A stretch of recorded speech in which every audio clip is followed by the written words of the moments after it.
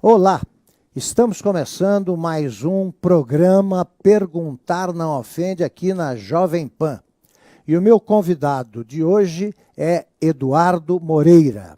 Ele é economista, foi sócio do Banco Pactual até 2009, fundou depois a empresa Brasil Plural. Em 2016 foi eleito um dos 3 melhores economistas do Brasil. Apresenta o programa Entre Nós na TV Estadão e é domador de cavalos, entre muitas outras coisas. Eduardo, eu fiquei impressionado na conversa prévia que tive. Em primeiro lugar, muito obrigado por ter aceitado o convite. Obrigado pelo convite, conversar uma aqui honra. comigo, a honra é minha. Nós estávamos conversando e eu te disse até que gostaria de te perguntar o que você não faz. Mas eu queria saber, primeiro, o que é que você faz agora? Onde é que você trabalha, além desses lugares que eu mencionei? Eu hoje em dia tenho uma empresa chamada Insight, que é uma empresa que é focada em conhecimento, né? Então é uma empresa onde eu tenho cursos, tenho palestras, tenho workshops, tenho e até consultoria para empresas muito focada nesse quesito, que para mim é um dos maiores problemas que a gente vive no país hoje em dia, né, Augusto? Perdão. Não, você faz isso pela internet, pelas redes sociais? Não, eu faço isso, tem todo o lado digital da empresa, e aí é uma parceria que eu tenho, uma sociedade que eu tenho com uma empresa chamada R2, de marketing digital, que é uma das maiores do país nisso. E tem toda a parte presencial também. Então eu viajo muito dando palestra. Tem ano que eu já dei mais de 300 palestras em um ano só, né? E aí eu tenho um centro de treinamento meu perto de São Paulo, aqui a 70 quilômetros de São Paulo, que eu construí lá, tem uma área de 120 mil metros quadrados lá, então tem um auditório, tem um espaço onde eu faço as domas de cavalos, tem lugar para as pessoas poderem meditar, aprender economia, um negócio bem eclético, assim, e super gostoso, porque é meio que no meio do mato, então... Me dá alguns exemplos de cursos, de seminários, o que você faz para que os nossos ouvintes e espectadores... Então, por exemplo, saibam o que fazer. O seminário que todo ano acontece, é um seminário super disputado. Quando eu abro as vagas, normalmente em 10, 15 minutos as vagas acabam, que são 60 vagas, e acontece normalmente em agosto, chama-se Encantando Vidas, né? É um seminário onde a gente fala muito sobre comportamento. Então, quando a gente fala sobre comportamento, você vai desde etologia, que é a ciência do comportamento animal, e aí eu faço muito o lance da doma dos cavalos, porque aquilo ali é uma alegoria para a vida, né? Esse método que eu aprendi com Monty Roberts, um americano que é conhecido como o encantador, o verdadeiro encantador de cavalos, é um método que tira toda a violência da doma e transforma aquela doma bruta, que é uma doma que demora 6 semanas para você botar alguém montado num cavalo, para 25 minutos, sem violência nenhuma, para um cara montado num cavalo que nunca viu sela, nunca viu um cavaleiro nem nada. Eu faço isso. Eu faço isso lá no sítio. Aprendeu. Aprendi com ele. Você sempre se interessou por isso? Não. Ou houve uma razão específica? Eu, quando me mudei para São Paulo, uns 15 anos atrás, estava no Pactual, era tesoureiro do Pactual.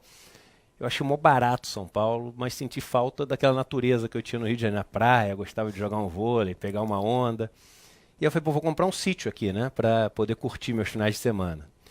E aí esse sítio é mó barato, mas no primeiro final de semana você fala, que bacana, uma montanha, uma árvore, essa natureza. Aí no final de semana seguinte, que bacana essa montanha, essa árvore. No quinto final de semana você está assim, que raio de montanha, não aguento mais essa árvore. Precisava de alguma coisa para fazer lá. E aí resolvi comprar um cavalo. Eu não entendia nada de cavalo, aí eu entrei no Google, vi cavalo à venda São Paulo. Aí comprei um cavalo pela internet. E aí é um cavalo que se dizia todo mansinho, bom de sela, bom para criança. E quando eu montei no cavalo sem saber montar cavalo, começou a pular igual um daqueles cavalos de rodeio. Eu caí em cima de um monte de pedra, quase perdi os movimentos do corpo, super acidente assim. E ganhei um livro de presente desse encantador de cavalos americano. E como eu tenho essa obsessão por conhecimento na vida, eu achei fantástico o método que ele tinha desenvolvido. Falei, vou para Califórnia aprender como é que esse cara doma cavalo, porque eu acho que isso é meio que uma alegoria para a vida. Porque comunicação é comunicação, Augusto.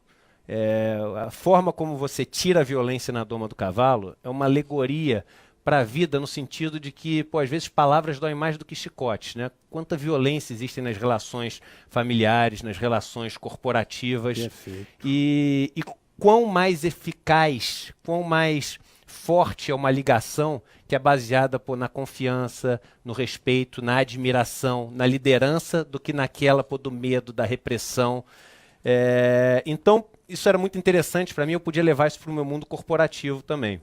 Fui, adorei o negócio, voltei para o Brasil, comecei a fazer a Doma, vi que eu levava algum jeito para a história, e comecei a dar palestras sobre isso, resolvi escrever um livro, mostrando como que aquelas técnicas podiam ser usadas para as pessoas na vida delas, na relação com os filhos, com os colegas de trabalho, com as esposas, maridos.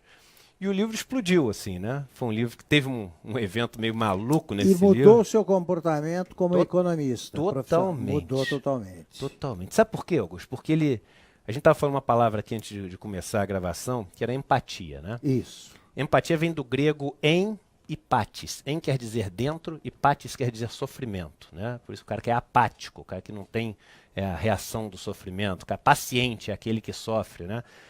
E empático é diferente do simpático. A gente vive o paradigma da simpatia. É aquela que o nosso amigo está na pior, o nosso funcionário está inseguro, você chega do lado dele e fala assim, tô aqui, cara, tô do teu lado, vamos com tudo. E esse negócio tem muito pouco poder.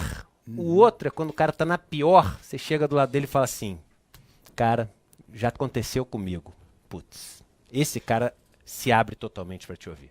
Porque ele sabe que você conhece a dor dele. E você só consegue conhecer a dor de alguém se aproximando, se comunicando, vivendo de alguma forma o que ele vive.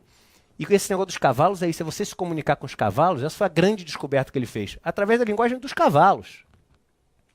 Porque o homem, essa característica antropocêntrica que a gente tem, todo filme que você vê que o cara começa a falar com os bichos começam a falar inglês, né? Nunca o cara começa a falar a língua do bicho. A gente se coloca nisso como centro. E o chefe é sempre assim, não, você é um chefe bacana. E aí o chefe bacana é que ele vai ter atitudes bacanas para o cara comply, né, obedecer essas atitudes que ele teve essa ideia. Você tem toda a razão. Numa entrevista para o Roda Viva com o Sebastião Salgado, ele tinha acabado de publicar um livro em que aparece uma foto que é impressionante, que é ele diante de um gorila. Uhum. Né? Aí ele conta que ele ficou olhando para o gorila e o gorila ali para ele, olho no olho. Ele falou, eu tinha certeza de que eu estava vivendo um momento histórico, porque daqui a milhares de anos o olhar desse gorila seria transmitido geneticamente, que iam olhar com mais naturalidade o ser humano. Eles ficaram se olhando como parentes mesmo. Então dá para conversar com o bicho. Essa linguagem tem que acontecer em tudo. Agora, Eduardo, você me falou um negócio muito interessante na nossa conversa. Estou tendo o prazer de conversar com você há uns 15 minutos. Você falou que você estava falando do comportamento dos bancos convencionais e o comportamento que você, como economista, teria com clientes, né? Sobretudo em aplicações, investimentos e tal. Fale sobre isso. O que os bancos fazem? De modo geral, eles não contam a verdade. Os bancos fazem uma covardia. Não tem outra palavra para definir. Porque quando você detém o conhecimento e a outra pessoa não detém o conhecimento, se torna uma relação covarde. E aí, o que eu sempre fiz foi fazer o seguinte, olha, tem uma notícia ótima para você. Entender o mundo das finanças é 100 vezes mais simples do que você imagina. Só existem duas coisas no mercado financeiro. É só você assimilar o conhecimento. Isso, mas é um conhecimento simples, é fácil. Só existem duas coisas no mercado financeiro. Ou você tem uma participação em um negócio, ou você empresta dinheiro para um negócio. Acabou o mercado financeiro inteiro. E aí você consegue aprender, quando você entende, obviamente um pouquinho mais a fundo que isso, a fazer as perguntas certas. Voltaire falava uma coisa, Mário Quintana, quase 300 anos depois, falava a mesma coisa, que é o seguinte, não existem respostas corretas, existem perguntas corretas. Mas a gente vive o mundo que tenta vender as respostas corretas. Eu tenho o cálice sagrado que vai te deixar rico em um mês. Esse produto financeiro aqui é a resposta para tudo que você precisa. Não tem essas respostas, tudo tem risco. A definição de risco é de incerteza. Toda vez que você ouvir a palavra risco, substitui ela por incerteza. Risco de crédito, incerteza em relação ao crédito. Risco de mercado, incerteza sobre como vai estar o mercado. E quando a gente fala de futuro, a gente tem incerteza, necessariamente. E é o que você diz para um eventual cliente. E eu chego para os clientes e falo assim, olha, você quer ter independência financeira? Independência financeira não é ter dinheiro para nunca mais trabalhar. Independência financeira é não depender de ninguém te dizer o que é certo a fazer quando você tem que investir o seu dinheiro. Tem muita gente que tem muito dinheiro e é completamente dependente financeiramente. Então eu vou te dar a verdadeira independência financeira. Você vai saber o que você precisa fazer com o seu dinheiro. E todo mundo precisa saber isso. Só tem dois tipos de pessoas, que têm e as que devem dinheiro. E se você está num desses dois grupos, você tem que saber educação financeira. Os 5 maiores bancos do país, eles cobram só de tarifa por ano. Tarifa, não estou falando de cheque especial, operações de banco de investimento, de tarifa, mais de 130 bilhões de reais. Bilhões. Em pequenas quantias, aqui e ali. Isso, só os 5 maiores. Só os 5 maiores. O segredo é esse. E a outra parte do segredo é as pessoas não terem a menor ideia do que elas pagam. Nos Estados Unidos, 82% das pessoas não sabem as tarifas que pagam. No Brasil, esse número é muito maior. E aí, o que acontece? Quando a pessoa não sabe disso, vamos só colocar como referência para a pessoa que está assistindo a gente entender. O orçamento da saúde no Brasil é de 130 bilhões. O da educação é de 110 bilhões. Então, os 5 maiores bancos cobram só de tarifa mais do que esses dois orçamentos. Quase que o tamanho do déficit brasileiro. Mais do que esses orçamentos. E mais, Eduardo, prevalece no Brasil aquela frase, e também em outros países, aquela frase antiga, né? Conhecimento é poder. Isso, tá? Perfeito. Bom, eu conversava uma vez com o Ivo Pitangui, estava fazendo uma capa para a revista Época. E aí perguntei para ele, qual é a sua maior qualidade, a sua maior virtude que você localiza e tal. Ele falou, olha, é a vontade de transmitir conhecimento. É isso. Eu trago para cá estagiários do mundo inteiro e digo o que eu faço, não é segredo. Ele falou, e os médicos não fazem isso, quer dizer, vale para tudo. Não vale para tudo. O Ivo Pitangui, que escreveu no primeiro livro que eu publiquei independente, quando eu tinha 20 anos de idade, a 4ª capa tem um comentário do Ivo Pitangui, saudoso. Toda a minha homenagem aqui a ele. Gênio.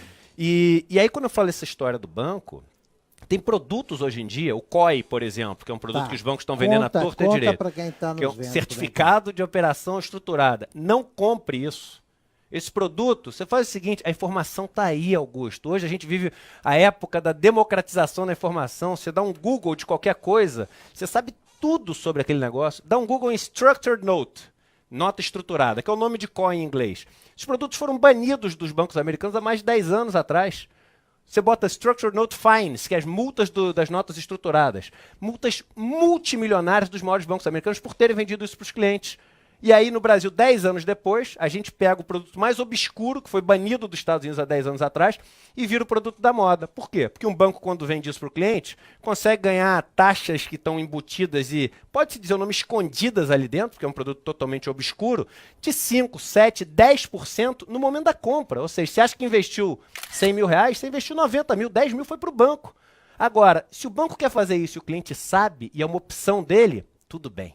Agora, se ele não sabe, é covardia. Porque aí tem uma frase de um cara que é super polêmico, o Mujica lá, que ele fala o seguinte, quando você gasta o dinheiro, não é o dinheiro que você está gastando, é o tempo de vida que você gastou para ganhar aquele dinheiro. Então, quando o banco faz um negócio desse, ele está sequestrando o tempo de vida das pessoas que chegaram ali com o dinheiro. Porque o banco vê o dinheiro da pessoa como um número.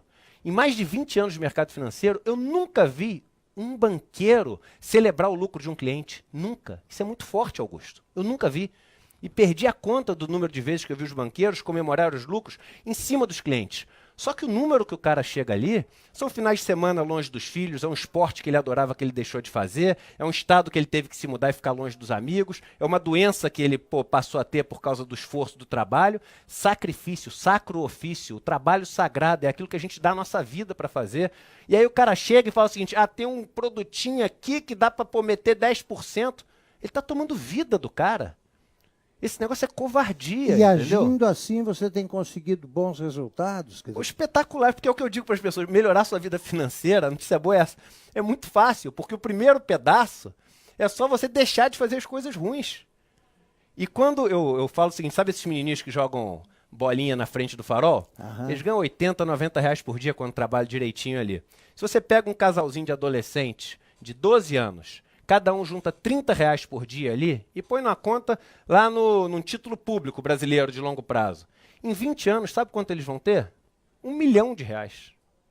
1 milhão, isso é matemática, isso não é opinião minha. Você pega a matemática, aí o cara vai falar, não, mas daqui a 20 anos R$ 1 milhão vale muito menos. Mas os 30 reais que os caras dão também todo dia aumentam junto com a inflação, porque o cara vai dando mais todo dia pro cara. Claro. Então, assim, Benjamin Franklin, né, à toa que ele está estampando a nota de $100 americana, Merece. é um cara que falava o seguinte, riqueza é fruto de trabalho e poupança. Só que é o seguinte, hoje, na situação atual do Brasil, eu vou falar uma coisa que é chocante. Vamos falar do Brasil. Vou falar uma coisa chocante do Brasil. É o seguinte, o cara que tem pouco dinheiro no Brasil, que a gente fala, a maioria do Brasil é desbancarizado, dá quase para falar o seguinte, graças a Deus, que cara esperto que é desbancarizado. Porque o cara que tem pouco dinheiro hoje em dia, ele está muito melhor deixando dinheiro no colchão do que no banco. Sabe por quê? Porque você deixa dinheiro no banco, o que você ganha com as aplicações é tão menor do que todas as tarifas que você paga, que você, por incrível que pareça, mesmo com a inflação comendo, que hoje em dia é bem menor, você dá muito melhor com dinheiro em casa. Não, se não fosse os roubos que você pode ter, Isso, claro. etc, Agora, entendeu? isso é porque o sistema bancário é muito concentrado em poucos... Ou não? É porque é concentrado e é porque existe essa assimetria de conhecimento. Você sabe, eu fiz quando eu era mais Quer novo... dizer, a informação Informação. Eu fiz um curso quando eu era mais novo, você falou que eu já gostei de fazer quase tudo na vida, e é verdade. Tinha um amigo meu que falava assim, pô, as duas únicas coisas que eu nunca fui na vida foi gay e astronauta. Aí um coroa falei assim, calma que tu é novo ainda, meu filho. Então eu tô mais ou menos nessa linha. Então, o que acontece, cara? Eu fiz um curso de mágico quando eu era mais novo. E você sabe qual que é o segredo de todo mágico? É atrair a atenção das pessoas para tudo que não tem a menor importância, para tirar a atenção delas na hora que importa. Do essencial. E o poder é isso. O poder é atrair a atenção das pessoas para tudo que não tem a menor importância, para na hora que tem a coisa importante, que é a que faz diferença, você não está prestando a menor atenção. Então ninguém sabe que no Brasil paga-se 130 bilhões de reais para os bancos. Ninguém sabe que na maior crise que a gente passou de todos os tempos, com 13% de desemprego, não teve um trimestre em que os bancos não tivessem lucros recordes. Sempre. Agora, você sobe 5 centavos o preço da passagem de ônibus, param o país, incendeiam tudo, quebra-quebra. Caramba! E enquanto isso, os banqueiros estão lá felizes. Sobretudo. Sobretudo é fruto da desinformação. Eu digo o seguinte, se hoje em dia no Brasil as pessoas soubessem como funcionam as coisas, os pobres e a classe média fariam revolução. O sistema de impostos no Brasil é um crime. Você sabe quanto? Olha que interessante. Os ultra ricos do Brasil, estudo da Receita Federal, tá? Que partiu de um estudo de pesquisadores do IPEA. Então, Receita Federal e IPEA. Não sou eu que estou falando aqui. Quanto que os ultra ricos do Brasil pagam, em média, de imposto de renda de pessoa física? Qual a alíquota? 6,9%. O Brasil é um paraíso fiscal. E como? Porque no Brasil a gente tem essa maluquice do dividendo ser isento de imposto de renda, e eu já vou te falar, mas é bitributação, a gente entra nesse ponto também, porque tudo é número, tudo é matemática. Claro. E essas pessoas que estão nos ultra ricos, quase 70% da renda que eles têm é pago via dividendos. Então, o que acontece? É 6,9%. E a estrutura tributária no Brasil é uma estrutura que, diferente dos países desenvolvidos, tributa muito menos a renda, quase nada, quase um paraíso fiscal, e muito mais bens e serviços. Então, o cara que ganha nada, tudo que o cara ganha de dinheiro, ele gasta em produtos. Dizer, quando se fala em reforma, a reforma tributária passa ao largo disso. Passa ao largo, mas por malandragem. E por que passa ao largo disso? Porque quem vai fazer a reforma tributária são os deputados votados por quem? Pelos industriais, pelos banqueiros, por todo mundo. Claro. Então, aí o pessoal fala assim, mas é bitributação. Então vamos somar a tributação da empresa com o que você paga nos lucros e dividendos, para ver o total. Tributação entre lucros e dividendos. Estados Unidos paga 60%, quase 60%, 57%. França paga 65%. Todos esses países, Inglaterra paga 47%. No Brasil paga-se menos de 30%, somando os dois. Somando os dois. Então, assim, a gente vive no Brasil uma sociedade que é o seguinte, eu vi uma charge outro dia que eu adorei, não lembro onde é que eu vi, que um cara falou assim, quem quer mudança? Aí todo mundo, eu. Aí o cara fala, quem quer mudar? Aí todo mundo, aí todo mundo com a mão para baixo. É o brasileiro que quer viver. Me conta. Não, diga. É o brasileiro que quer viver igual o americano, quer ter a estrada do americano, quer ter o jardim do americano, a casa sem muro do americano, mas ele quer continuar pagando metade do imposto que o americano paga. Tá? Aí você fala, não, mas a carga tributária brasileira é de 34% do PIB. É verdade, e é alta, mesmo comparado com os países da OCDE. Mas o que acontece? É uma carga alta no total, mas que pesa nada no rico, percentualmente, e quase toda nas camadas baixas da população, porque é sobre bens e serviços. 50% da nossa arrecadação é em cima de bens e serviços. Quando no mundo desenvolvido, esse negócio é residual, é menor do que 1/3. Então, assim...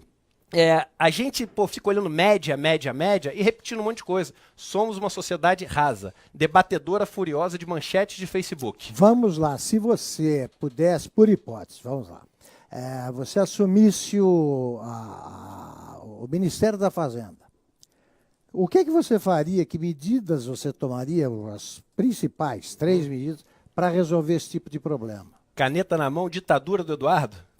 Tá bom. Primeiro é o seguinte, eu respeitaria o princípio da horizontalidade e da verticalidade dos impostos. Como é que quer dizer isso? Quer dizer o seguinte, pessoas que ganham rendas similares deveriam pagar alíquotas de impostos similares, o que não acontece no Brasil. Se você tem uma estrutura fiscal de empresa para dividendos, juros sobre capital, etc., você paga muito menos do que um cara que ganha o mesmo dinheiro do que você. E deveria ter uma equidade, porque a ideia do imposto de renda é ser um mecanismo de redistribuição de renda. Então, você tem que ter uma progressividade. E no vertical também, o cara que ganha menos tem que pagar muito menos imposto do que o cara que ganha mais. Aí você fala, mas por que isso é justo? Vamos discutir filosoficamente isso. Deixa o cara ganhar mais dinheiro. E aí tem 2 coisas filosoficamente que fazem sentido para você ter esse tipo de atitude. Primeiro, é que a partir de um certo valor, todo o dinheiro que o cara ganha, ou seja, os Setubals e Batistas e etc. da vida, os bilhões que eles ganham lá na frente, eles vêm todos de pobreza, de desigualdade, porque a quantidade de dinheiro ela é finita. É um cobertor que tem fim. Imagina a nota de dinheiro, o número de notas que tem é aquele. Aí o economista vai falar, não, porque o multiplicador monetário... porque o economista adora fazer oba-oba para mostrar que leu o livro, mas na prática é o número de nota finita. Então todo bilhão que vai para lá, falta ali. Falta. E o Brasil, por acaso, é o país que 1% mais rico da população concentra mais renda no mundo. Estudo espanhol, número espanhol. E o segundo motivo é o seguinte, que a partir de um certo valor, o dinheiro que a pessoa ganha não é para comprar carro, avião, não é para comprar nada, que não dá mais para comprar nada. Ele é só poder. Então, o dinheiro que vem na última camada ali dos super ricos é um dinheiro só de concentração de poder. E uma sociedade tem que tomar muito cuidado com quem ela vai dar todo o poder concentrado. Porque esse cara que vai ter todo esse poder concentrado não é um cara que foi eleito, não é um cara que foi votado, não é um cara que foi escolhido. Então, esse cara não pode comandar uma sociedade sem ter a legitimidade disso, que é o que o poder acaba dando. Por isso existe essa necessidade de redistribuição de renda, além da necessidade, obviamente, de ninguém morrer de fome, das maldades que a gente tenta evitar no mundo. Algum candidato a presidente pensa assim? Você acha que alguém pode fazer isso? Eu vejo hoje os discursos muito rasos. Eu já sentei para conversar com deputados federais, super votados, importantes, do cara chegar, ele não tem ideia dessas coisas que eu estou falando. Não tem ideia. Você pega o orçamento brasileiro, eu sei orçamento quase que de cor. Por quê? Porque eu gosto disso. Você pega, por exemplo, ele não tem ideia. Então eu falo para as pessoas, quando teve aquele vamos extinguir a cultura do Brasil, eu estava te falando da experiência que eu tive fazendo na peça. Eu queria que você descrevesse também. Vamos extinguir a cultura no Brasil. Eu falo assim, deixa eu só te explicar uma coisa. Olha o orçamento, cara. De cada 10 mil reais que você paga de imposto, mais ou menos 3 mil reais, um pouco mais, vão para o sistema de previdência, para bancar o sistema de previdência. Mais ou menos 3 mil reais, um pouco menos, vão para pagar os juros da dívida brasileira. Sabe quanto vai para a cultura dos 10 mil reais? 3 mil vão para esse, 3 mil vão para o outro. 10 reais. Você acha que tu vai fazer essa economia toda com os 10 reais? E você acha que o Brasil, a solução dos 10 reais é ter zero de cultura? Então as pessoas discutem as coisas em cima de gritaria, E olha, isso que eu estou falando, assim, são números. O orçamento da educação do Brasil é 110 bilhões para esse ano. Do orçamento da saúde é 120 bilhões. O orçamento da cultura são 2 bilhões. E você viveu pessoalmente uma experiência que, como você dizia, quando eu produzi a peça, né? Mudou a tua visão Porque das coisas, né? Porque você empático, adquiriu conhecimentos. Como é que foi essa experiência? Eu produzi uma peça, eu me formei como roteirista em 2014, produzi uma peça de teatro com a minha esposa, que é uma atriz, e eu vi a loucura que é fazer cultura no Brasil. Eu, com 400 mil reais, foi o dinheiro que a gente captou, isso tudo é público, né? Porque tem que ser público. A gente captou via Lei Rouanet, então eu experimentei assim, a severidade que é você captar da forma correta na Lei Rouanet. Então cada água que você toma na coxia tem que estar registrada com nota fiscal e dentro do relatório que cumpre todas as regras do Ministério, etc. Pô, a gente empregou 50 pessoas durante 6 meses na pior crise que o Brasil teve. Então, enquanto as empresas estavam demitindo, eu estava fazendo a economia girar, com cultura, fazendo a turma ficar feliz e etc. Então, será que é isso que a gente vai acabar? Aí o cara pega um caso de um artista super famoso que já tem rios de dinheiro e faz um esquema com a Lei Rouanet com um monte de milhão de real e põe tudo no mesmo saco de gato. A gente vive hoje o paradoxo da informação, que é o seguinte, um monte de informação, nunca se teve tanta informação. Um dado curioso, de toda a informação que existe armazenada no mundo, 98% foi produzida nos 39.998 anos anteriores e... Não, desculpe, 98% foi produzido nos 2 últimos anos e 2% nos 40 mil anos anteriores. 98% de toda a informação que existe hoje em dia no mundo foi produzida nos 2 últimos anos. E aí qual é a nossa reação para tanta informação? Hoje um ser humano normal recebe mais informação em um dia do que a gente recebia durante toda uma vida, quando a gente era nossos ancestrais das cavernas, que por acaso nunca viveram nas cavernas, outra coisa que a gente repete à torta e à direito. Então o que acontece? A gente hoje emite um juízo de valor, uma opinião, em cima de uma manchete, cara. As pessoas costumavam prestar atenção 50 minutos em uma coisa. Não é à toa que uma sessão de terapia, uma aula de faculdade, um tempo de futebol, tudo tem 50 minutos. Pô, esse negócio foi caindo à medida que a gente tinha mais informação, mais informação. Hoje demora 7 segundos. Não é à toa que o anúncio base do YouTube demora 8 segundos. São 7 segundos. Então como é que você vive num mundo assim? Você vive o seguinte, viu uma coisa, já tem uma opinião formada. Já criei o preconceito e não mudo nunca mais de opinião. Porque um mecanismo que a gente tem com muita informação também é o seguinte, se eu falei, se eu gosto ou não gosto do cara, pro resto da vida, que eu não vou... Você gosta do Macron? Sei lá, eu nunca parei pra ver a fundo o negócio do Macron. Gosto. Pronto, se alguém chegar na semana que vem e falar, pô, o cara tava roubando, eu falo, é mentira. Pô, mentira, nem sei se é mentira. Então, uma das dicas que eu dou nos meus cursos, e fica uma dica pra você, quer mudar a sua vida de hoje pra amanhã, para de dar opinião sobre tudo. O cara te perguntar uma coisa e fala, putz, cara, nunca parei pra pensar. Posso parar para pensar e fazer um juízo de valor? Se for muito importante, eu vejo isso para você até amanhã, mas agora não tenho. Liberdade, para poder aprender. Para não estar... Como acabar com esse fla-flu na internet? Né? É isso que você está descrevendo. É isso, e desmontar alguns mitos. Flamengo e Fluminense. É isto ou aquilo. Todos têm opinião. É parar com isso. Desmontar os mitos. E como a internet é toda feita para vender, você acaba reunindo currais de pessoas que só pensam igual. Então o cara que é de direita, ele só lê notícia de direita, informação de direita, opinião de direita. O cara que é de esquerda só lê notícia de esquerda, informação de esquerda, etc. E ele não está ali para ver a informação do cara, ele está ali para confirmar o que ele acha e ter aquela sensação. Então você pega, por exemplo, o Vila foi falar alguma coisa sobre o negócio do Lula ser preso, etc. Ou o Reinaldo. Foi o Reinaldo que foi falar uma coisa. Ele foi massacrado e todo mundo de direita assim, não gosto mais de você. Porque você falou uma opinião... Mudar. Pô, cara, então o cara não pode falar uma coisa diferente para você ouvir? Então a gente virou uma opinião... Pensa, é você isso, não pensa, virou uma opinião... pregar para convertido. Você primeiro atira e depois pergunta o nome do cara que você matou. Perfeito. É por aí. Pregação para convertido, o mundo Eduardo Moreira, é tão bom conversar com você que passa rapidíssimo. Nós já estamos nos momentos finais do programa. Eu queria que você dissesse para encerrar e você virar para outras conversas aqui, porque assunto não falta. Quando você quiser, cara. É uma honra estar do teu lado, novamente. Você, sabendo tudo isso, fazendo essas constatações, o que é que você prevê para o Brasil a curto prazo ou a médio prazo? Acho que é o seguinte, como é que vai estruturalmente vai acontecer continuar tudo igual. Uma máquina de transferir riqueza dos pobres para os ricos, em tudo, eu falei dos impostos, nos bancos é igual, quem tem pouco dinheiro no banco paga tarifa alta e tem rentabilidade baixa nos produtos, quem tem muito dinheiro não paga tarifa nenhuma e tem rentabilidade alta. Tudo no Brasil é feito a educação do Brasil. Quem tem muito dinheiro paga os colégios caros, que tem cada vez por mensalidades mais caras, contratam cada vez os melhores professores. Os colégios baratos cada vez têm menos dinheiro, os professores são cada vez piores. A gente tem uma máquina de concentração de riqueza no Brasil. Então, enquanto isso estruturalmente não mudar, vai continuar igual.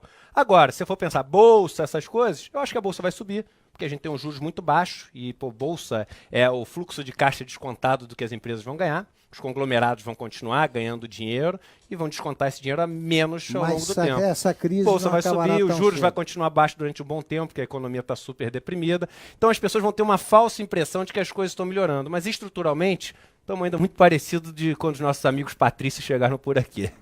Eduardo, muito obrigado mais uma vez pela aceitação do convite. Muito obrigado a você. Quem quiser me seguir no Instagram, eu posso falar? Por favor, é para falar. Eduardo Moreira Real é minha conta no Instagram, quem quiser me seguir. E quem quiser falar comigo, contato@edumoreira.com.br. Termina aqui mais um Perguntar Não Ofende. O programa estará de volta na próxima semana. Até lá.